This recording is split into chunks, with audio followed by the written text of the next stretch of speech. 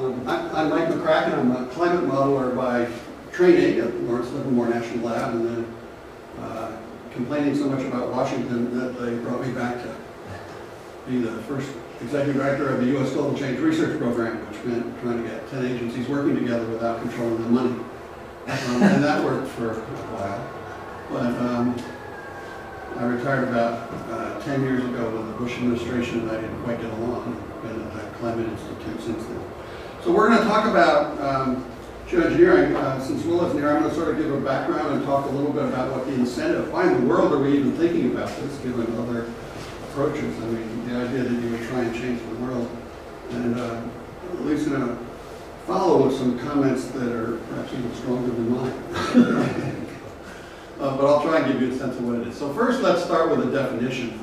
And let me just say, definitions are changing a lot. There was a big argument not too long ago about a bipartisan policy center report saying climate remediation and stuff.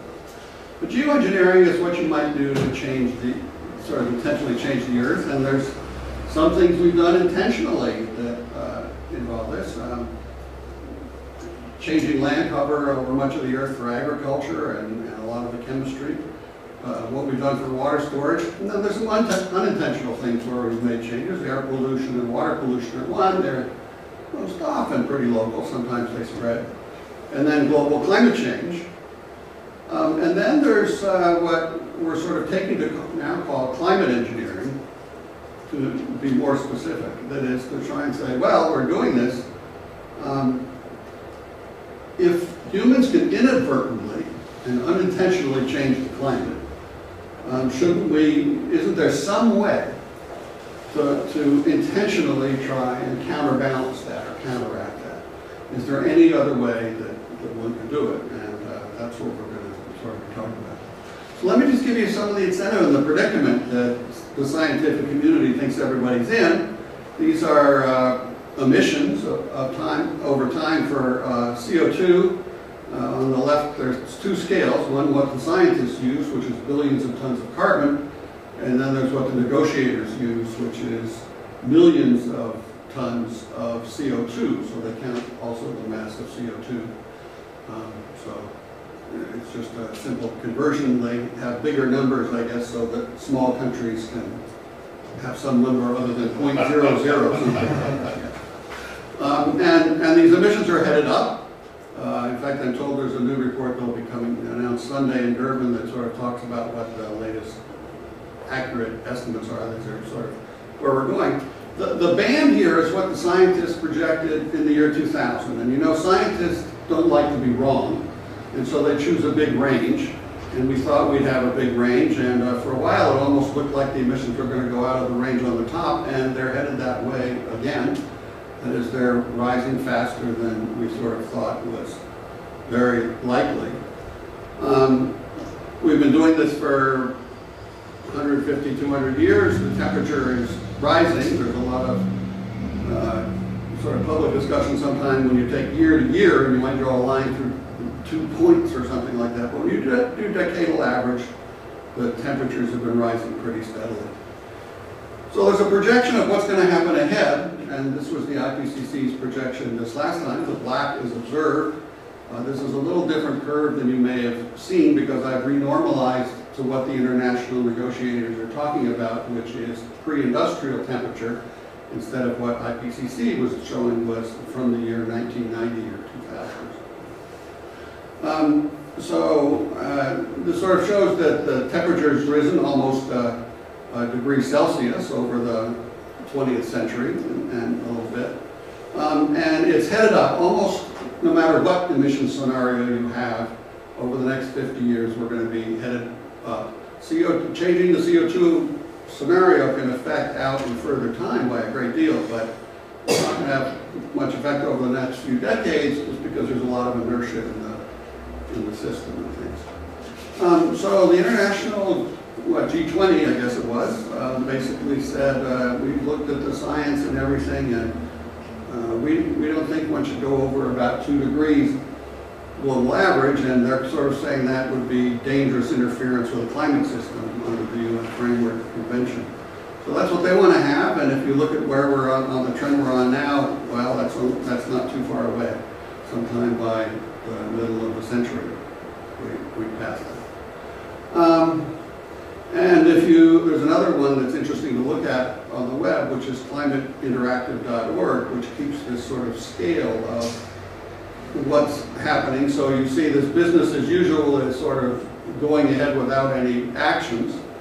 And this is by out to 2100, I think. The proposals, and I'm sorry I don't have it updated from May, but it's changed a little bit, but not much, is what happens given the commitments that have been made by the various countries in Cancun and elsewhere. And the goal is somewhere down at 1.5, and right now we're almost up at 1.8 or something. So I'm going to sort of take a little longer view. Most of those curves are only going out to 2100. I want to go out further because CO2 lasts in the atmosphere a long time. So this deep purple in the lower left, the blue, I guess, is sort of the observed temperature change we've had. And then this is the projection of what happens if you take one of the sort of high-end projections. And so, because I want to show sort of what we have to do. This is temperature scale on the left, so if you want to have 2 degrees, you can see we're going way over it, and indeed, note that 6 degrees is basically what the estimate is for the change in global temperature from the middle of the last glacial maximum, the worst part, to the present. So, and it's about the same temperature as estimated to go from the present to the time of the dinosaurs 65 million years and over ago. When there were palm trees in the Arctic and other kinds of very different climate than we have now. So it seems like not too large a number. These are degrees Celsius, so multiplied by roughly 2 to get Fahrenheit. But this is geologically and in the Earth's history a very large change happening rapidly. So what can we do? Well, this is one way of doing it that Ken Caldera put together, just to sort of try and figure out what are the full range of options that we have. So if you start at the top, you have a desire for improved well-being, and that creates a demand for goods. So if you conserve and just don't consume as much, you will use less energy. Okay, you can take those goods and you can produce them more efficiently. And so efficiency is something talked a great deal about as an approach, and there's a lot of potential for efficiency. The next thing you can do, if you're going to have all these products, is try and reduce the CO2 emissions, and so that's what's normally called mitigation. It's basically getting off of fossil fuels and switching to renewables. Are there other things that you can do?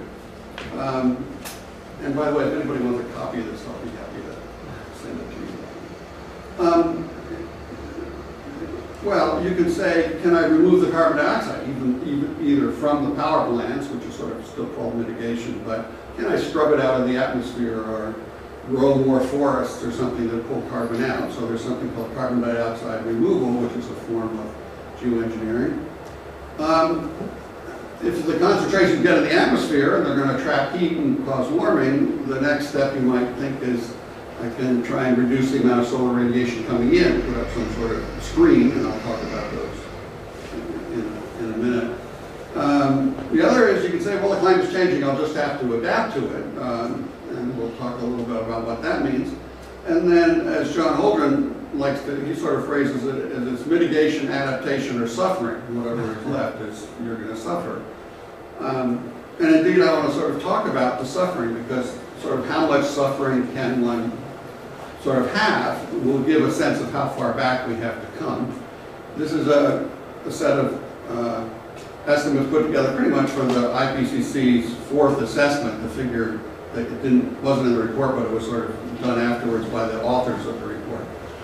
And I guess what I'd say is there's already some impacts occurring in some places. If you live in the Arctic, for example, there's already important effects. If you live in some of these dry areas, there are. The Australians like to say, are saying they've had a 40-year drought.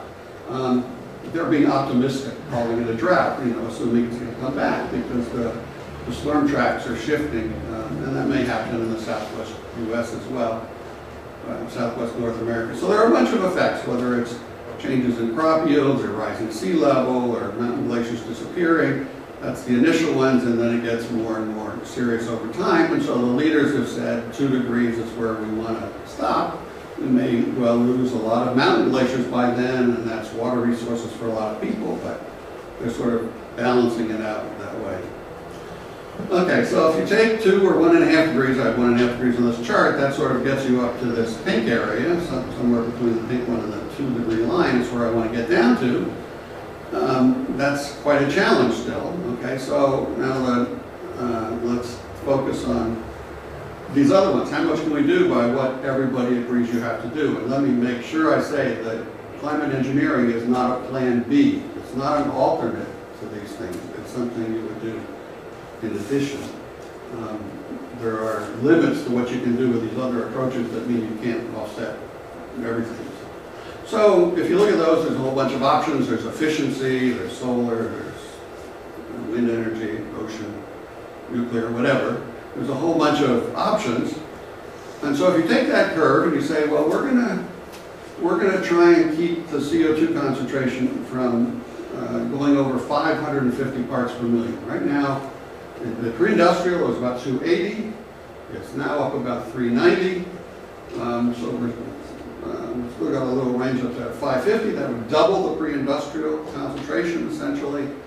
And that would,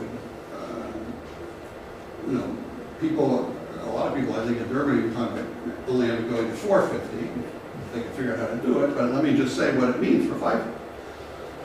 If you're going to do this, it means you have to keep the emissions during the 21st century each year at an average of what it was in the year 2000. This is ignoring the 350 order, isn't it? Well, I'll come back to that, yeah. I mean, I'd love to get to 350, I like that too, so that means keeping emissions at what they were total in the year 2000. Even though the population is going to go from 6 billion to 9 billion, even though developing countries are going to want to use more energy, and we already in the first 10 years have gone from about 6 to almost 10 or something. So we're way over and we're going to have to come back down. So, you know, this is going to be tough to do. It's going to require some aggressive effort, but that's what you have to do, and that's about how far you get. And you go, well, I'm still well over this level of 1.5. And your comment about 350.org is Jim Hansen and a lot of others are talking about, Bill McKibben and others, about only going up 0.5 degree. And that's because we're already melting Greenland and Antarctic ice sheets, and they have many feet of potential sea level rise in them, and so it could cause dramatic effects, or you can melt permafrost and other things. So there's a lot of reasons to think 1.5 or 2 is too high, but I'm sort of taking what the leaders have said.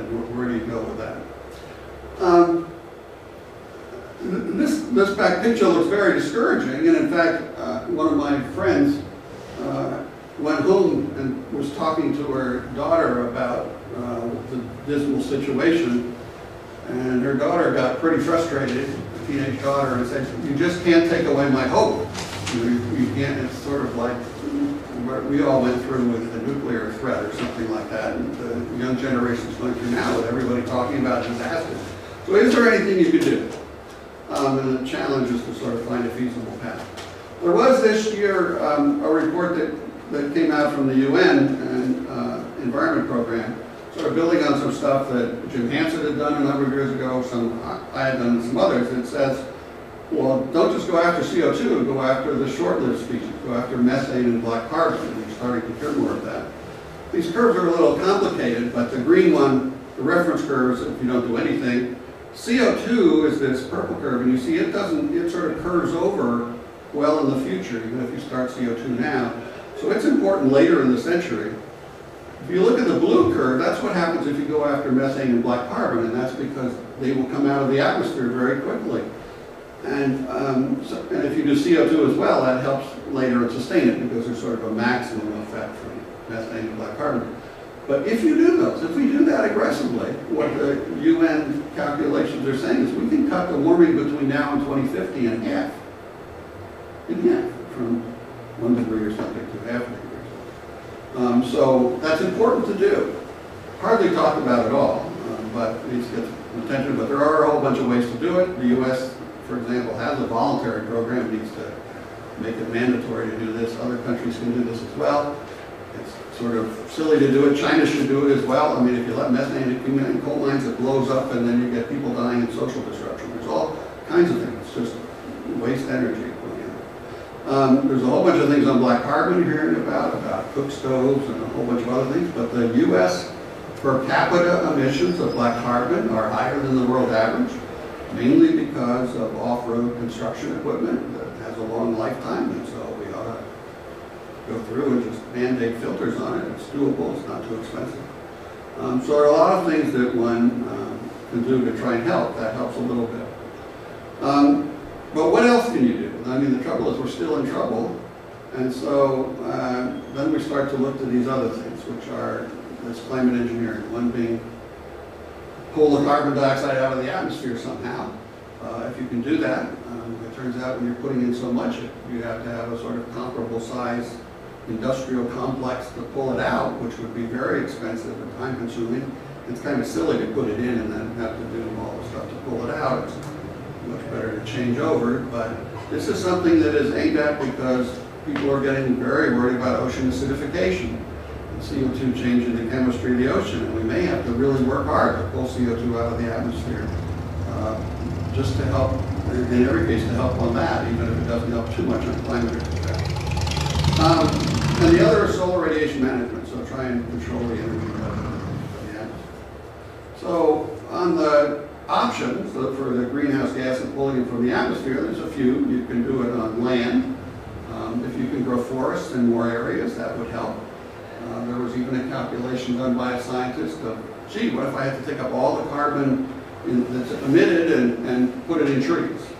And I think it was basically you've got to cover Australia with eucalyptus trees or something like that. And they actually did a calculation that would be cheaper than scrubbers. Even when you use solar power to pay for desalinating and irrigating water. So it was a very interesting calculation. But, you know, it's sort of Australia, the Sahara Desert or something like that. It's huge. So you can do a little bit, but it's hard. There's been a lot of talk about what you can do in the ocean. There are some places in the Southern Ocean, especially, where there seem to be nutrients, but there isn't life taking place. And it appears because it's lacking a minor nutrient of iron, primarily. So can you go in and fertilize the ocean? Will that work? Well, the question is, there are a lot of questions about it. There have been some experiments to try it. You do create a bloom, but whether that carbon goes down and gets to the bottom of the ocean or gets redissolved and comes up isn't clear. And whether those nutrients actually get used somewhere else, and so you're impacting the ecosystem, isn't clear. So it turns out that even if you could do everything, even if it worked and you could do everything, the most you could do is about 1 billion tons of carbon per year. Well, we're putting in 10. We're going up at 5% a year or something like that. So putting at risk the whole ocean marine system by going and modifying it is something that people are really reluctant about. If you have the emissions come down, so they're down to 1 because we've switched our technologies, and you say, but I've still got to have fossil fuels for aircraft fuel or something to transport, then that might be something that would help offset it. But right now, as we're headed up like this, these don't make any sense. And then there is the idea of sort of industrially scrubbing it, having a chemical process that pulls the CO2, separating it and burying it down in oil wells or deep aquifers and things like that. That's proving to be pretty expensive, probably, what, a couple of $100 per ton of CO2. So it's a lot better to go after other things first. Even if you could do that, and I think a very generous estimate of trying to do this, I mean, getting up to 4 gigatons per year is sort of 40% of what we're producing right now. It's huge. Even if you do that, you still don't get the temperature down to below 2 degrees. And so you end up with this problem. Now, we don't know we can get the mitigation to do as much as this. Hopefully you can do a little bit more. It's going to be hard to do more by carbon dioxide removal, so you're left with this sort of red area to do something about. And it's sort of still dangerous. And if you say, well, I'm going to adapt to 1.5, which we were discussing a little bit earlier, it's pretty sort of an upper end, I really don't want to go above that, you're left with this gap. And this gap is where the idea comes about, can you do this to try and reflect some sunlight to space? There have been proposals to try and do it out in space with satellites. When the National Research Council did its estimate in 1992, I think it was, of just near Earth orbit, you had to have, for half of CO2 kind of doubling, you had to have 50,000 orbiting satellites, each of which was like, I think it was 6 miles by 6 miles square or something like that, that would be flitting over the sun. I mean, it's crazy. And the first proposal was you start a manufacturing plant on the moon to build it for a distant moon. Great. Okay, so the next one is in the stratosphere, which is the one that gets most talked about. It's basically imitating a volcano, as I'll show. There are some things to do in the lower atmosphere. We're already doing some of that because of the SO2 emissions that come out from power plants. So we sort of have a sense of how it would work, and there's some ideas of how to do it without coal-fired power plants. And if you could try and figure out how to make the surface brighter, it's hard to make the land surface brighter because there's people and things using it and everything, so there's not much space to do it, but people do talk about painting rooftops white and other kinds of things. That's a relatively modest benefit, but it helps your home energy use a lot. The ocean, you can try and think about some ways of doing it. You have to have a pretty large area. So there's a volcano. We know people can, volcanic eruptions are followed by cool periods. It does cool off the earth. So that it's workable in principle. You wouldn't put it up all at once this way, and there's a whole bunch of people who are thinking about how to engineer how to get it up with special airplanes or even hoses held up by tubes and things. If you go into a climate model and you put in a volcano, a good-sized volcano or something like that, you actually do cool the earth. It matches pretty well what happens I mean, when people did Pinatubo, it matched pretty well, so we think we understand it. This is a type of response, though, that is, oh, well, I might exceed some threshold. Suddenly Greenland starts melting, and I'm going to instantly try and do a lot of cooling. It's not clear you can reverse Greenland melting once it starts that way, but this is sort of one notion, and then people worry about, oh, well, somebody will stop because you have to sort of keep doing this for a long time, so they need warm. The other option is to sort of say, well, maybe I do it gradually and I just try and level off temperature, or maybe have it drift down a little bit to maybe the equivalent of 350 or something like that, so it's not happening. So there are a couple of ways you do it, but this is a global effort. This is sort of the way of some ideas about how to do it in the lower atmosphere. Turns out if you look from satellites at marine stratus clouds, for example, off the west coast of the US, you see things that look like contrails in low clouds, and those are a result of freighters going underneath, the little particles in their exhaust coming up into the clouds. If you have clean air, you don't have enough particles for a lot of raindrops to form, or a lot of cloud drops to form, and so if you have relatively larger drops, it isn't as reflective as if you have more particles and smaller drops. And so you don't want to do it with exhaust, but this is a clipper-sized sort of ship. It's a sailing ship, believe it or not. These masts rotate, so it creates more wind speed on one side than the other, and just like an airplane wing, and that gives you power through forward stuff, and then you pump out sea salt mist out the top, and you brighten clouds. And there have been some little experiments to try and see if this would work. Nobody quite knows if you can do it over a large enough region, but this would be the idea. It's a trimaran, so it won't tip much. You probably don't need a crew. So there are a range of approaches. People have looked at them with respect to the best and worst. There's no super good ones, and some of them really have real problems. Trying to do stratospheric aerosols, for example, which is sort of readily engineerable, you sort of have to get government agreement on what the temperature of the world's going to be, and there's some strong governance issues, concerns. If people just change the reflectivity of the land in their country, there's not much problem in that sort of thing. But each of them have problems. To sort of get around that, I'll just say that, let me say a few things about global. First, the counterbalancing isn't perfect, and so there'll be sort of some winners or sort of losers.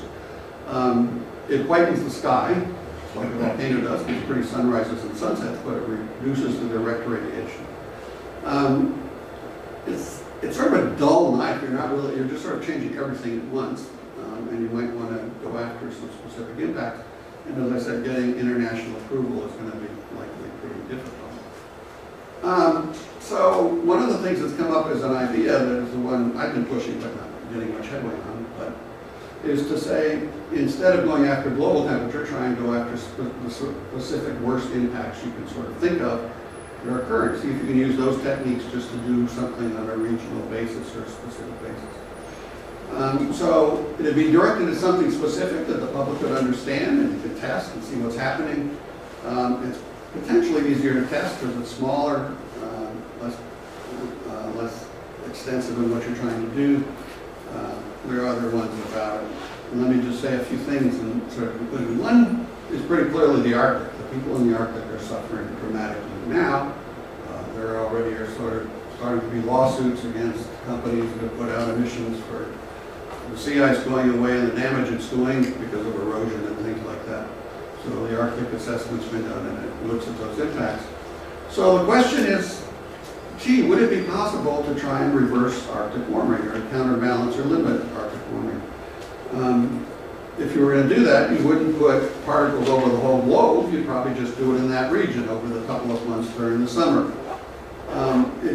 If you could do it, it'd have a lot of benefits. It would sustain the sea ice. Sea ice is bright. It turns out if you take these actions up where you're changing to sea ice, that benefit means you need less material. Because the warming evaporates moisture a lot in low latitudes and pumps it up to high latitudes, you actually get more snow. Might rebuild mountain glaciers and ice sheets. Might limit permafrost thawing and the problems of that. And it turns out the Arctic warming is affecting our weather. It's sort of what's causing some of these anomalous weather in mid-latitudes. It's the air conditioner for our region. If you get less cold air or it comes out in bursts, as it's been doing, you get unusual weather.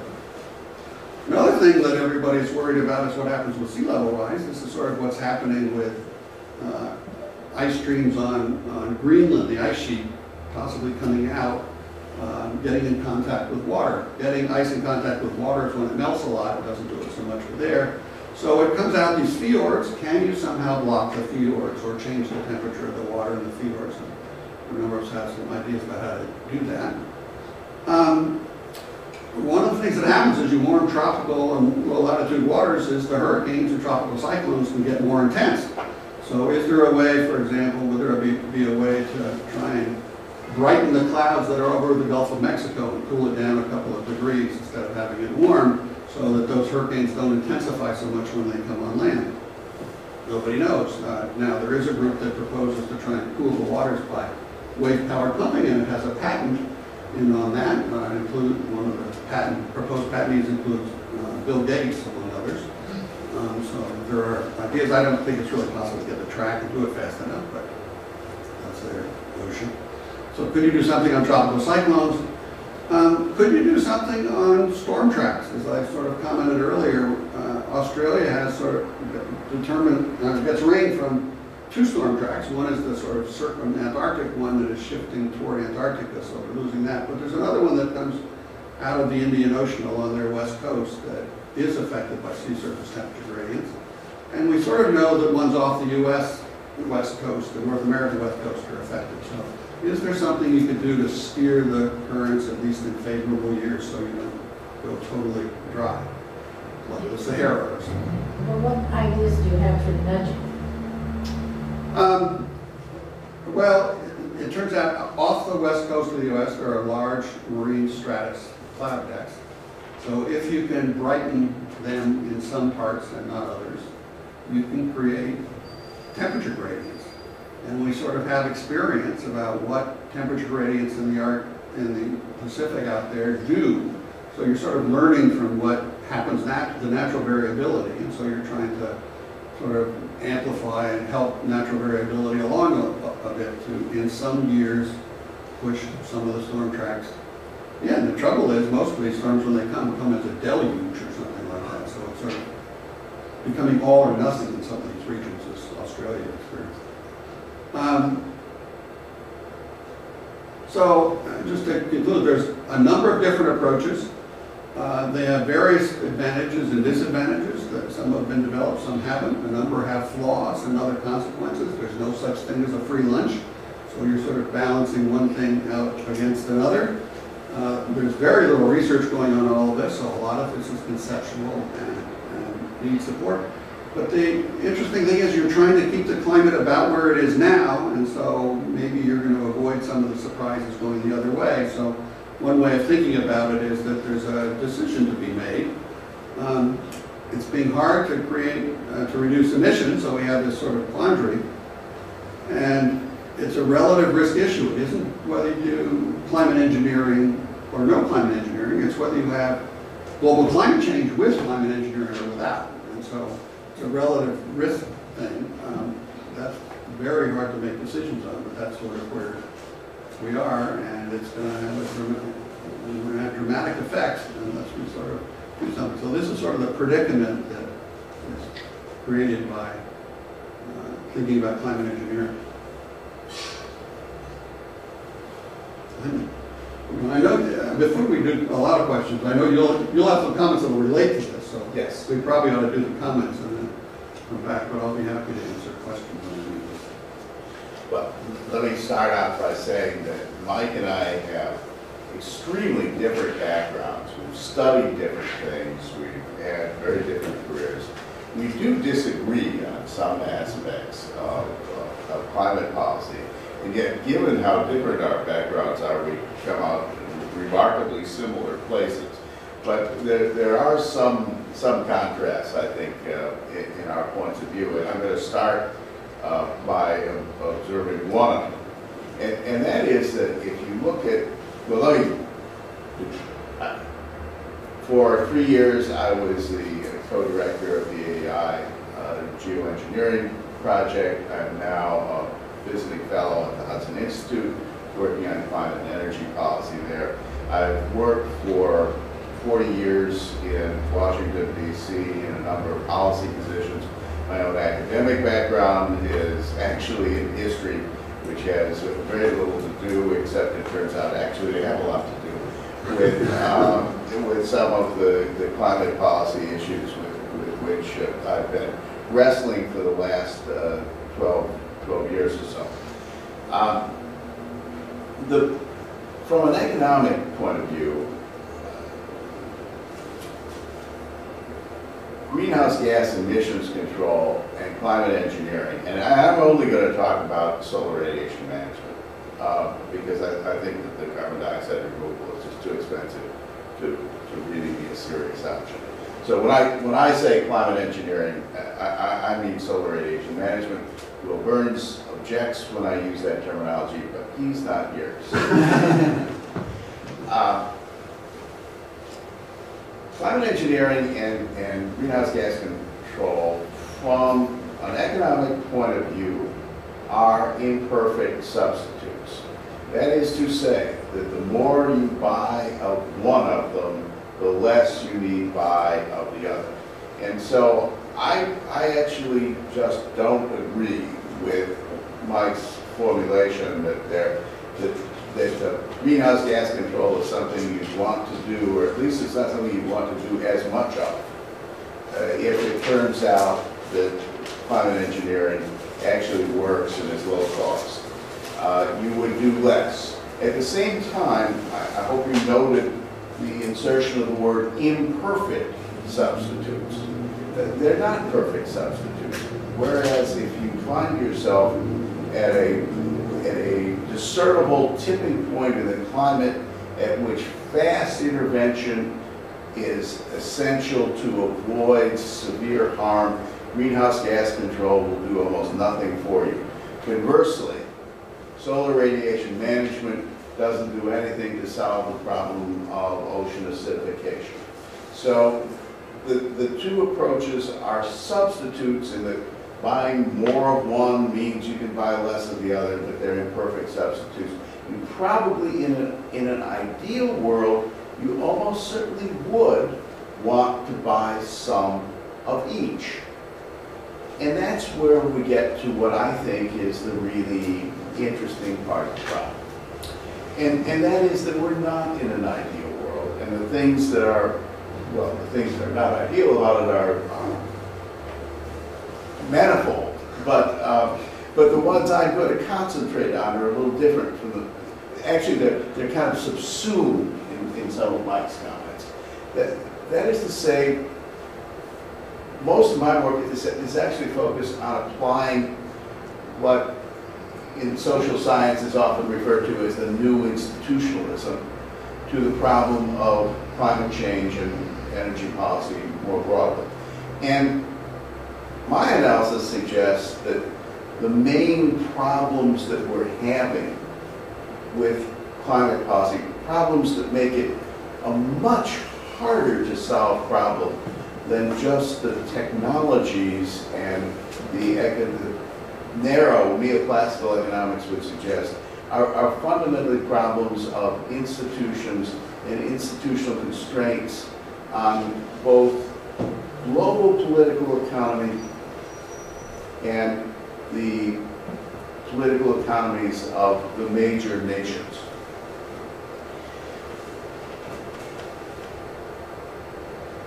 From that point of view, well, with that as background, let me say that it strikes me that both climate engineering and greenhouse gas controls are really a stretch as a solution to climate change.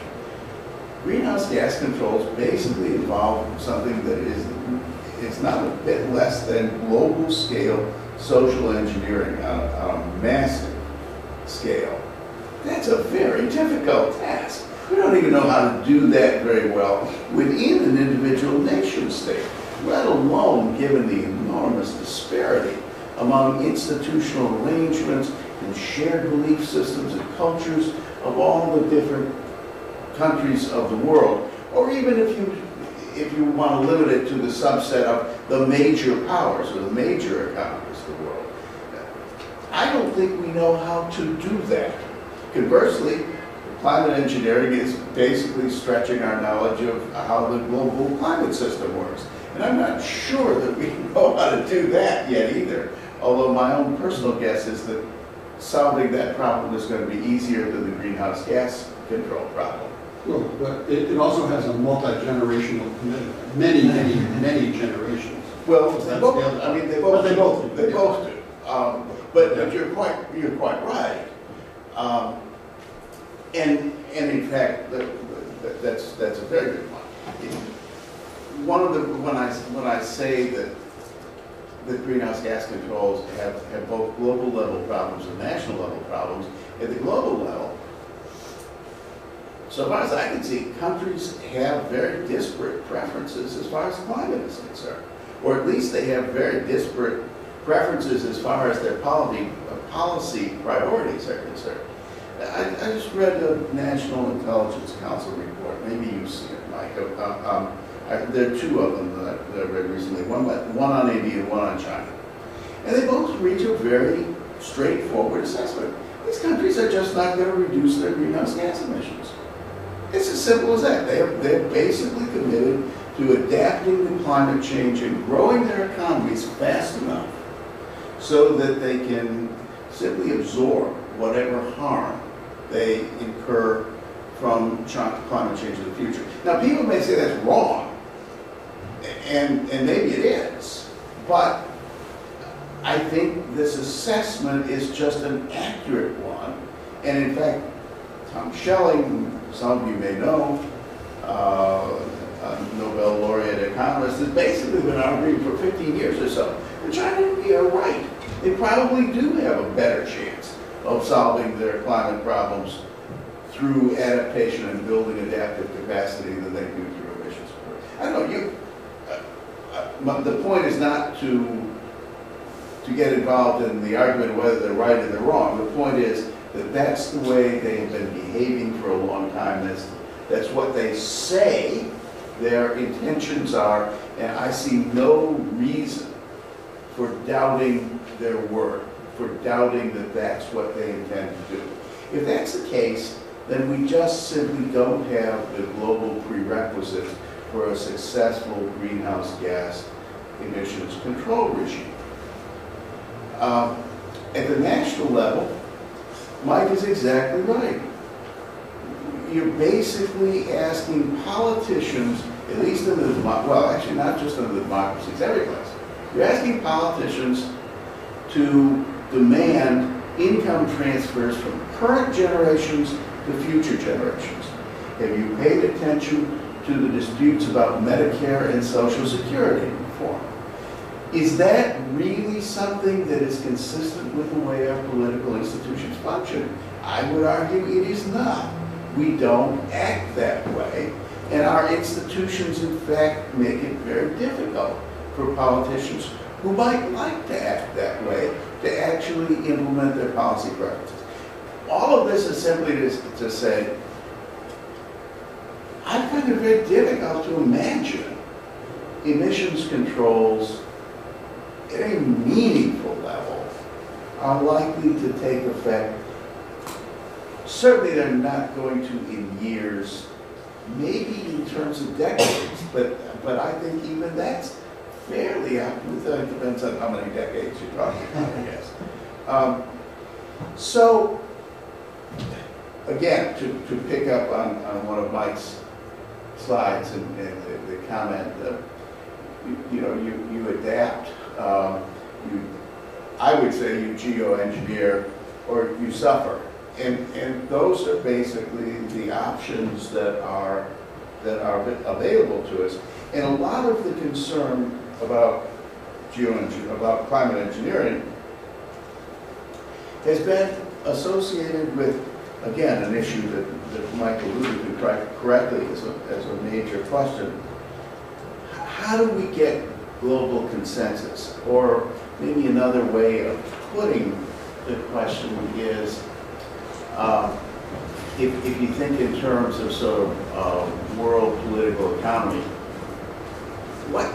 what would a regime look like that would govern geoengineering? In other words, what kind of institutional arrangements might be plausible for managing an international system of climate engineering?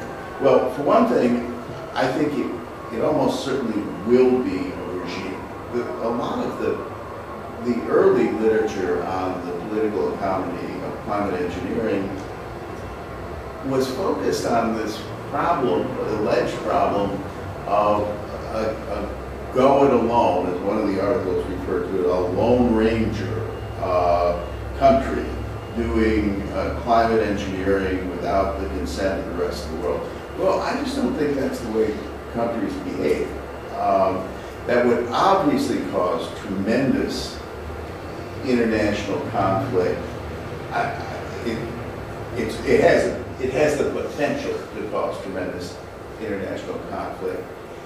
If we're talking about a small state thinking of unilateral climate engineering, I don't think that makes any sense at all, because small states, unless they're the clients of a great power, can pretty easily be threatened and intimidated by any great power that's offended by their behavior. It makes a little more sense from the standpoint of a great power.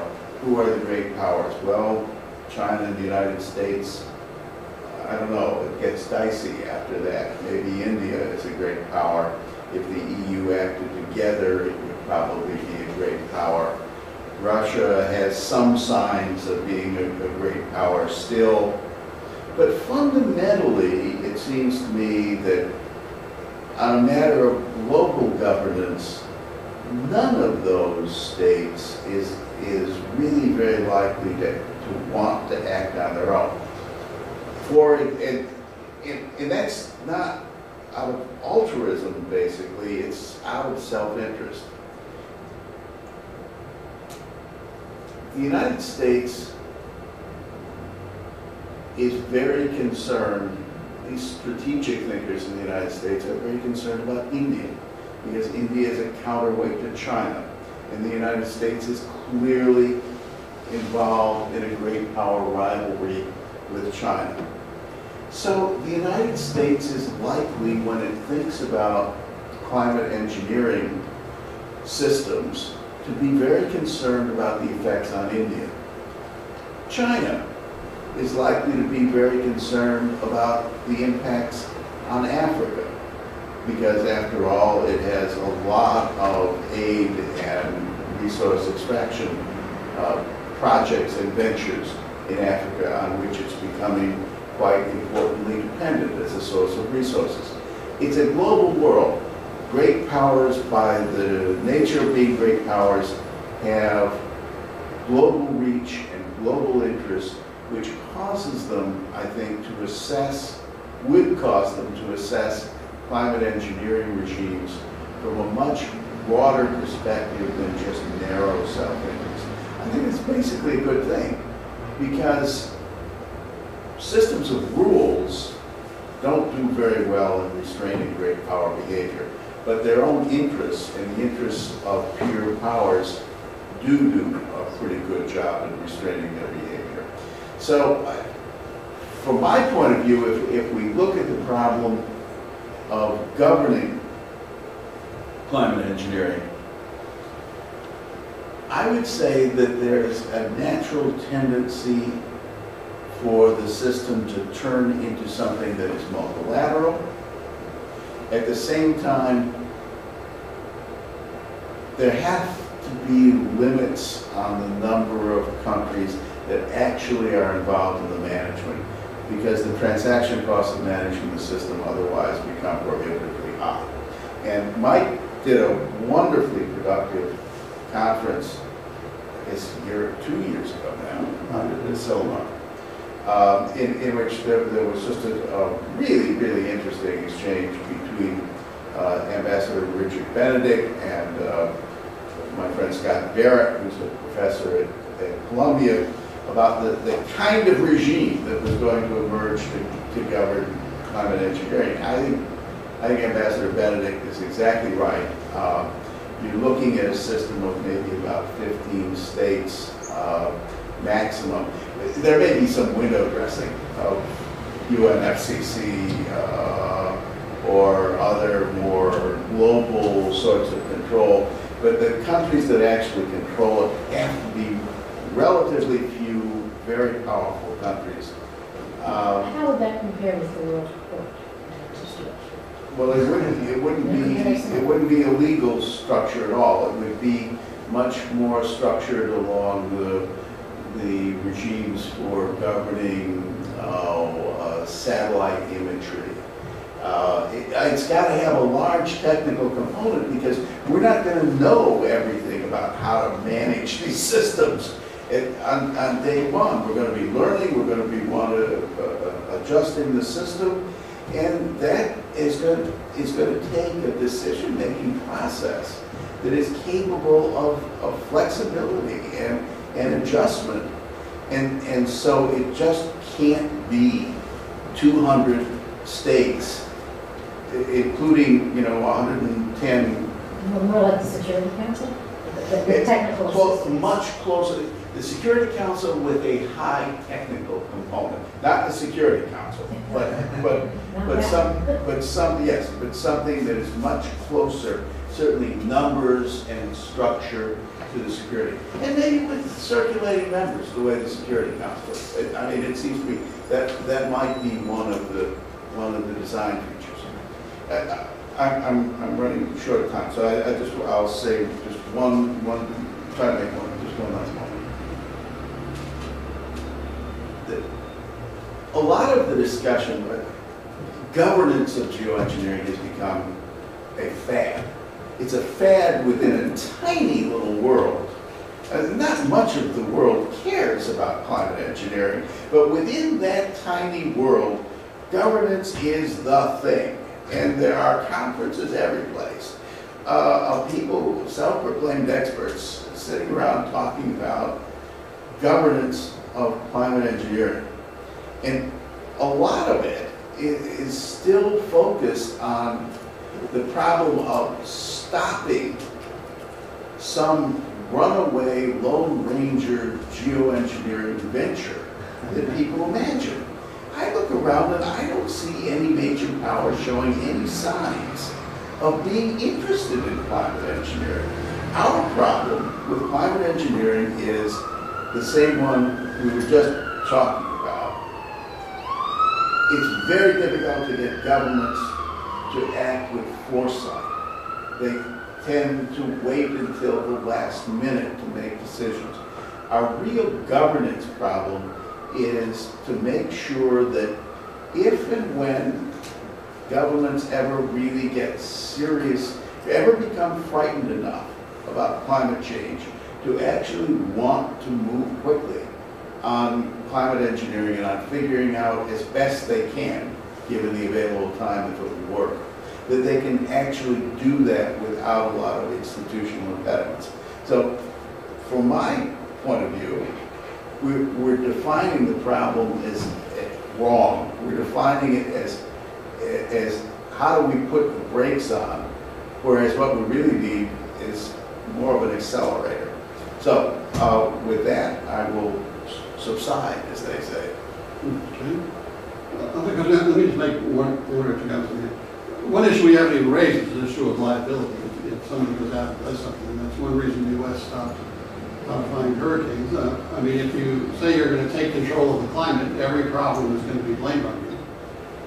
I was, after a conference, I ended up being at the Vatican Academy of Sciences for a little briefing on this thing that I was supposed to do at the end, and I was sort of irreverently said to the cardinal who was there that if we took over geoengineering, there would be no more acts of God, you know, in a legal sense. To which he smiled, I guess. But this issue of liability is one that has come up in this. I think actually, as you start looking at regional effects, there actually may be some other rangers.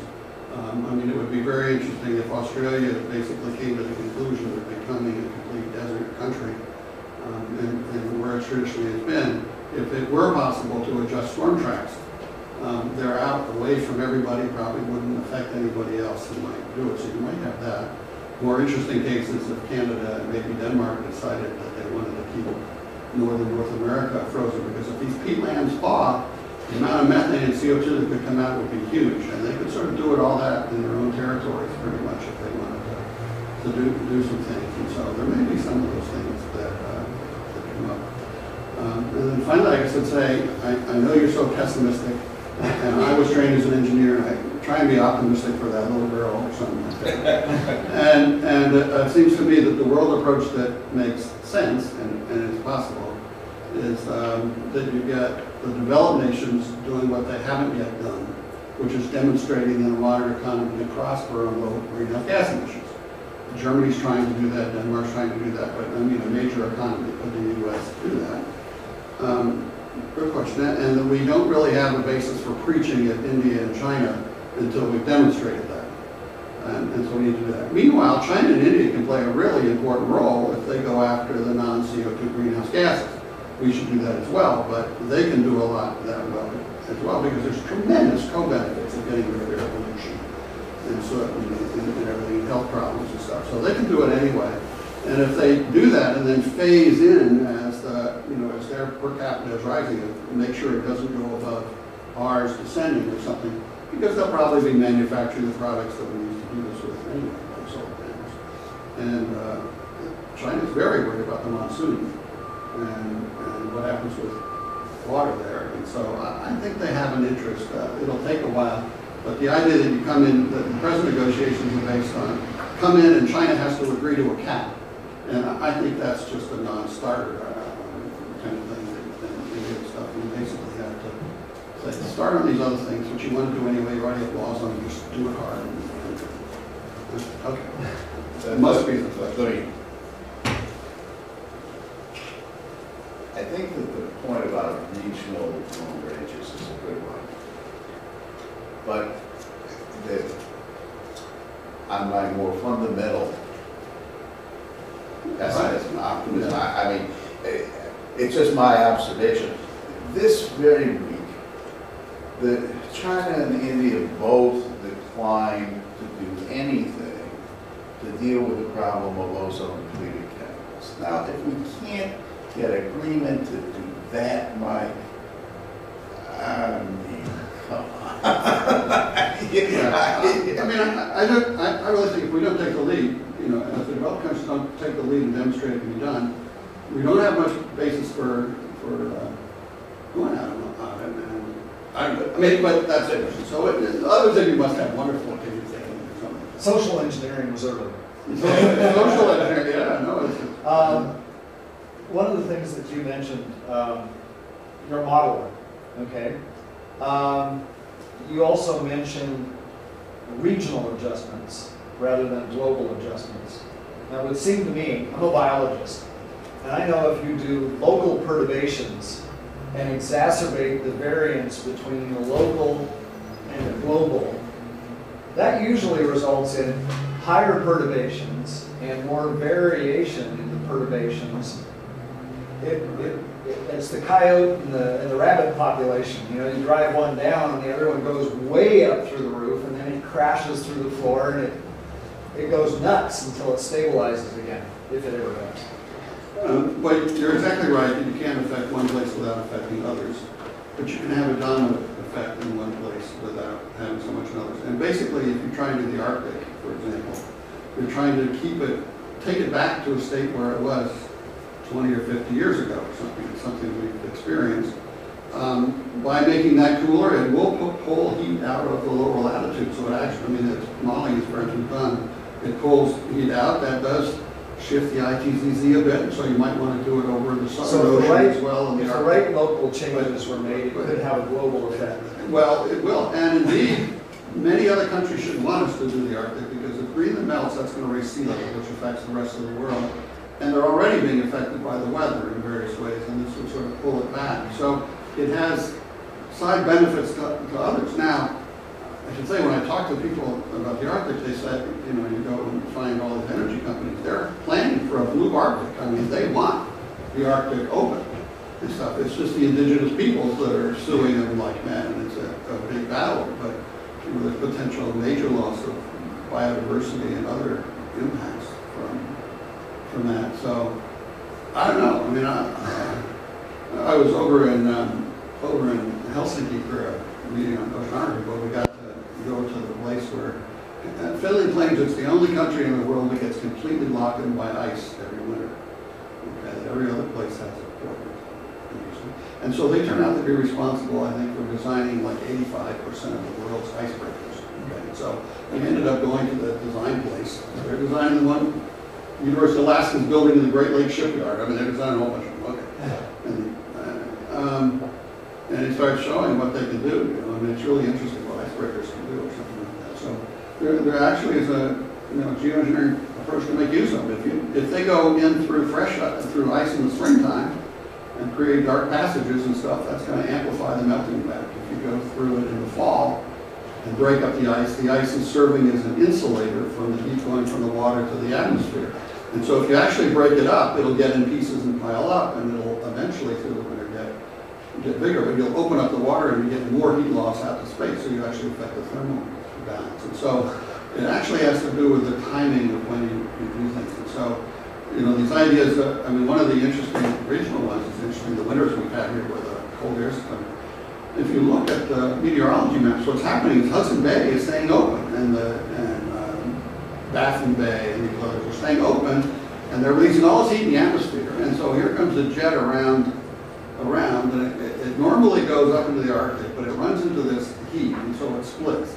And right behind it has to do something, because Greenland is this big block of ice standing there behind it. It's got to go around it. And so some of it's coming right down over North America or something like that, and then it whips up and comes right down over Europe and gets down to the same sort of thing.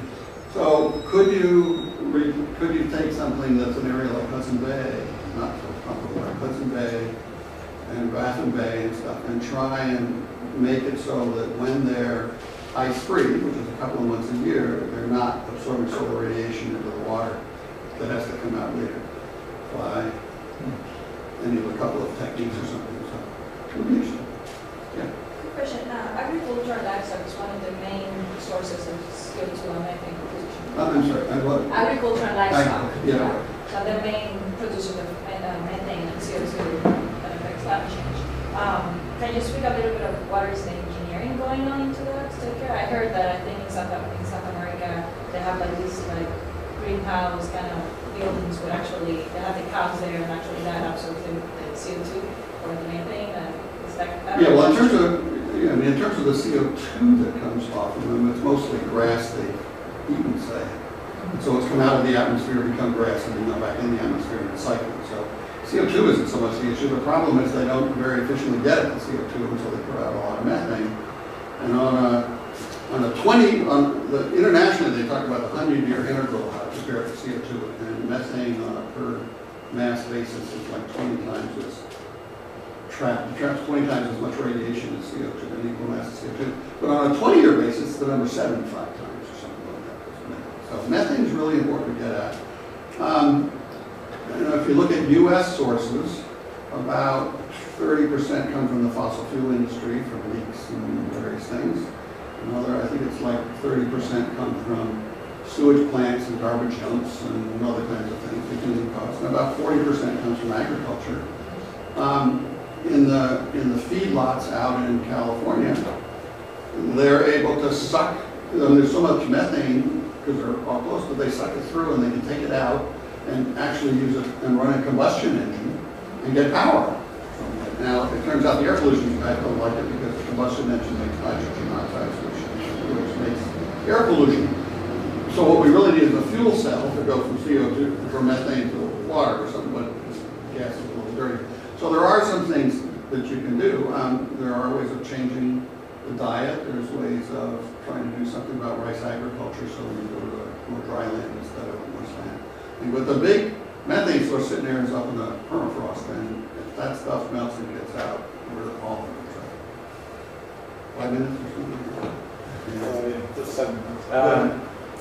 So I just have one question for each of you. I'm from Canada, and Mike, I was wondering if you had specifically modeled the expansion of the oil sands / tar sands for their direct sort of regional impact or global, because of CO2 emissions? Yeah. I haven't modeled it, but I did a legal declaration against it. Okay. And then it went through the compilation of how much CO2 there is. I mean, it turns out there's an interesting law that the 2007 National Security and Energy Independence Act, or what it's called, something like that, has a provision, 207 or something like that, that says no, it was passed 2007. Yes. And approved, no U.S. agency is supposed to purchase transportation fuels with a higher carbon footprint than conventional fuels, which means tar sands. There was a lawsuit by the Sierra Club and Southern Alliance for Clean Energy against the Department of Defense, which is the major government buyer of fuel, which totally ignored the law and stuff. They're now doing an environmental impact statement.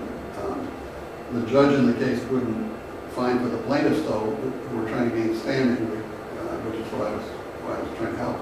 Because basically, as he said, when everybody in the country is being impacted, then it's a political issue, not a legal issue if you're going to try and declare relief.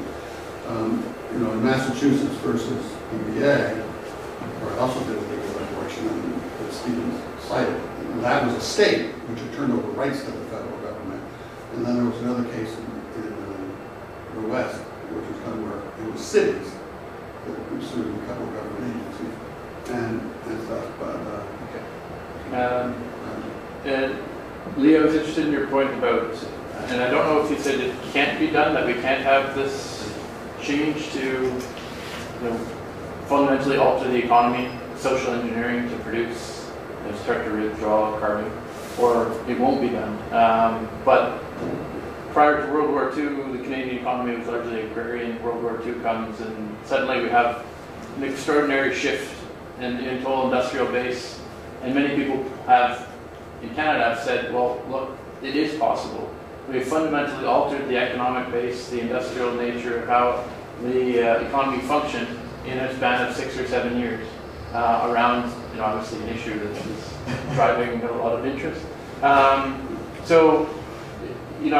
take your point fully that if geoengineering is going to be done, then this is probably the model that would have to work or may work with some tinkering.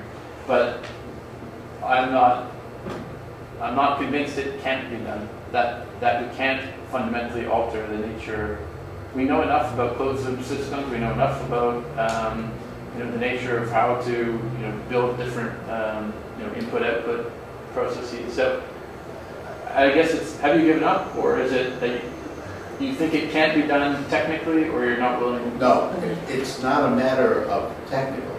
The real point that I'm trying to drive at is that the constraints are not technical. It is costly to do it from a technical point of view, but the constraint is basically in the way social institutions function. And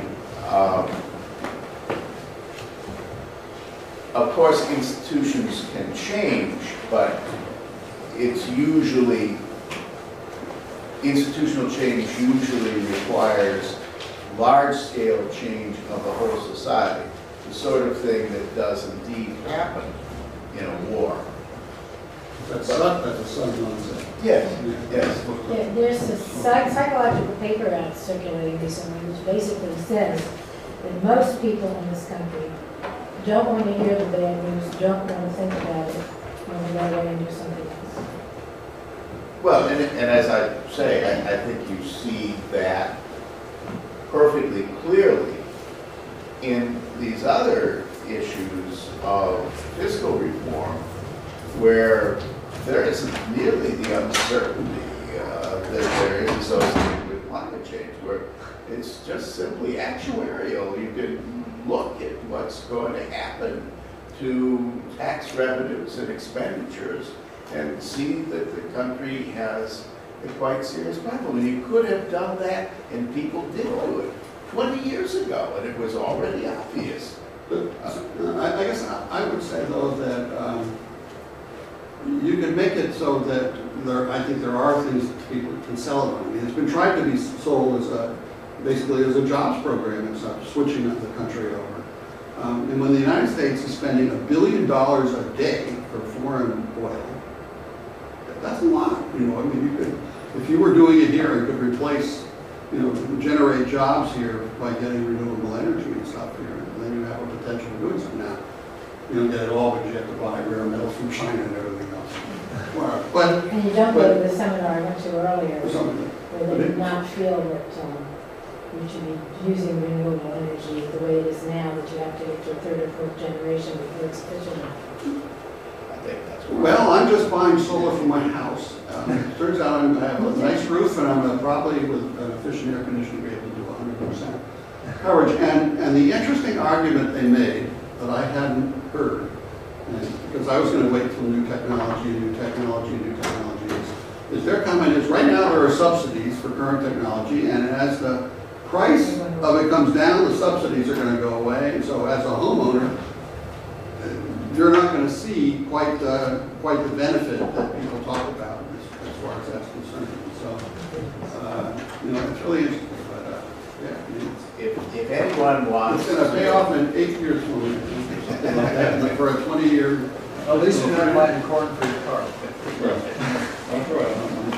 if anyone wants to continue the pessimistic strain of this discussion, Hudson Institute is holding a conference on the 13th of December. Anybody gives me a business card, I'll be glad to send you an invitation.